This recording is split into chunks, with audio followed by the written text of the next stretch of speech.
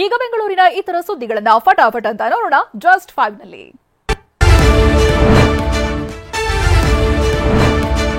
BJP ಸರ್ಕಾರದ ಅವಧಿಯಲ್ಲಿನ Covid ಹಗರಣಗಳ ವರದಿ ಸರ್ಕಾರಕ್ಕೆ ಸಲ್ಲಿಕೆಯಾಗಿದೆ.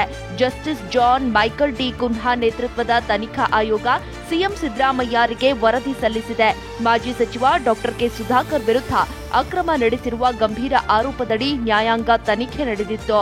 ಇನ್ನು ವರದಿ ಕೈ ಸೇರುತ್ತಿದ್ದಂತೆ ಕಾವೇರಿ ನಿವಾಸದಲ್ಲಿ ಸಿಎಂ ಸಿದ್ದರಾಮಯ್ಯ ಸಚಿವರ ಸಭೆ ನಡೆಸಿದ್ರು. ಮುಡಾ ಹಗರಣದ ನಡುವೆ ಬಿಜೆಪಿ ನಾಯಕರಿಗೂ ಬಿಸಿ ಮುಟ್ಟಿಸಲು ಈ ವರದಿಯನ್ನ ಬಳಸಿಕೊಳ್ಳುವ ಸಾಧ್ಯತೆ ಇದೆ. ಸರ್ಕಾರಿ ಶಾಲೆಗಳಲ್ಲಿ ವರ್ಷದಿಂದ ವರ್ಷಕ್ಕೆ ಮಕ್ಕಳ ಹಾಜರಾತಿ ಕುಸಿತವಾಗ್ತಿದೆ. ಎಚ್ಚೆತ್ತ ಶಿಕ್ಷಣ ಇಲಾಖೆ ಬಿಇಎ ಹಾಗೂ ಡಿಡಿಪಿಐಗಳಿಗೆ ಚಾಟಿ ಬೀಸಿದೆ.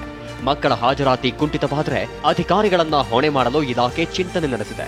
ಸಮಸ್ಯೆಗಳನ್ನ ಪತ್ತೆ ಹಚ್ಚಿ ಕ್ರಮ ವಹಿಸುವಂತೆ ಸೂಚಿಸಿದೆ. 2024-25ನೇ ಸಾಲಲ್ಲಿ ಇದುವರೆಗೆ ಒಟ್ಟು 617 ಶಾಲೆಗಳಿಗೆ ಬೇಗ ಬಿದ್ದಿದೆ.